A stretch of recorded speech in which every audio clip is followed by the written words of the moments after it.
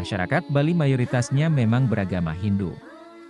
Namun siapa sangka, putri mahkota dari seorang raja di Bali justru memilih jadi mualaf dan memeluk agama Islam. Putri mahkota itu adalah anak Raja Pemecutan Denpasar yang bernama Gusti Ayu Maderai. Gusti Ayu Maderai terkenal dengan parasnya yang cantik hingga menjadi kembang kerajaan. Para pembesar kerajaan di Bali pun berlomba-lomba untuk memikat hati sang putri. Beranjak dewasa, Gusti Ayu Maderai akhirnya menjatuhkan pilihannya kepada Raja Bangkalan Madura, yang bernama Pangeran Cakraningrat keempat. Setelah resmi menikah, Pangeran Cakraningrat keempat mengajak istrinya untuk kembali ke Bangkalan. Kedua mempelai dinikahkan secara Islami, dan Gusti Ayu Maderai pun menjadi mualaf atau memeluk agama Islam. Gusti Ayu Maderai pun mengubah namanya menjadi Raden Ayu Siti Hotijah. Raden Ayu sangat rajin menjalankan ibadah, terutama sholat 5 waktu. Kala itu Raden Ayu menikah pada umur 27 tahun, sementara Pangeran Cakraningrat keempat berumur lebih dari 55 tahun. Pasalnya, Raden Ayu merupakan istri yang keempat Pangeran Cakraningrat keempat. Suatu hari ia meminta izin untuk pulang ke Bali lantaran rindu dengan ayah dan ibunya.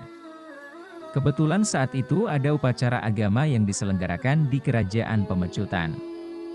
Kesempatan ini lantas digunakan Raden Ayu untuk pulang ke kampung halamannya. Mengerti perasaan sang istri, Pangeran Cakraningrat keempat akhirnya memberikan izin, doa, serta 20 orang pengawal pria dan 20 dayang-dayang perempuan. Berangkatlah mereka dari Bangkalan menuju Denpasar, Bali. Sesampainya di Istana Pemecutan, Raden Ayu tidur di istana, sementara pengawal dan dayang-dayangnya tidur di taman kerajaan. Resmi memeluk agama Islam, Raden Ayu pun menunaikan sholat maghrib di Merajan Istana, tempat suci umat Hindu. Saat itu semua warga kerajaan tidak ada yang mengetahui cara ibadah umat Islam. Mereka pun menduga Raden Ayu sedang mengeluarkan ilmu hitam. Patih kerajaan melaporkan hal itu kepada Raja Pemecutan. Raja yang juga ayahnya marah dan memerintahkan Raden Ayu untuk dilenyapkan. Tidak lama kemudian, Patih mengajak Raden Ayu Siti Hotijah ke depan pura Kepuh Kembar. Raden Ayu memiliki firasat jika dirinya akan dihabisi. Ia pun meninggalkan pesan dan menjelaskan bahwa kala itu sedang beribadah menurut agama Islam. Selain itu, beliau juga berpesan agar tidak dihabisi dengan senjata tajam karena hal itu akan sia-sia. Pakailah cucuk konde ini yang telah disatukan dengan daun sirih dan diikat benang tridatu, benang 3 warna. Yakni warna putih, warna merah, dan warna hitam, kata Raden Ayu. Raden Ayu pun meminta patih kerajaan untuk melemparkan cucuk kondenya ke dada sebelah kiri. Apabila tubuhnya mengeluarkan asap dan berbau busuk saat meninggal, patih boleh membuang mayatnya sembarangan.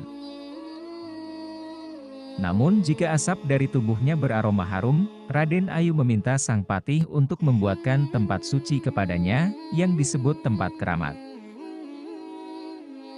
Benar saja, begitu cucuk konde ditancapkan, tubuh Raden Ayu Siti Hotijah mengeluarkan asap dan aroma harum yang semerbak. Seluruh lingkungan kerajaan pun mengakui aroma harum itu.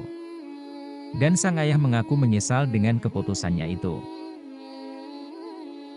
Jenazah Raden Ayu lantas dimakamkan dan dibuatkan tempat suci yang disebut tempat keramat, sesuai dengan permintaan beliau sebelumnya.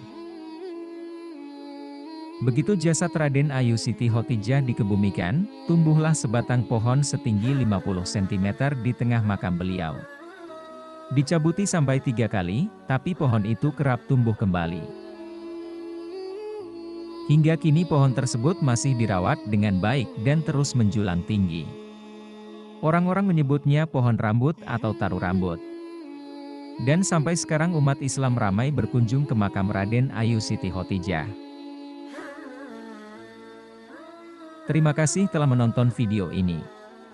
Buat yang baru bergabung jangan lupa menekan tombol subscribe dan nyalakan tombol notifikasinya.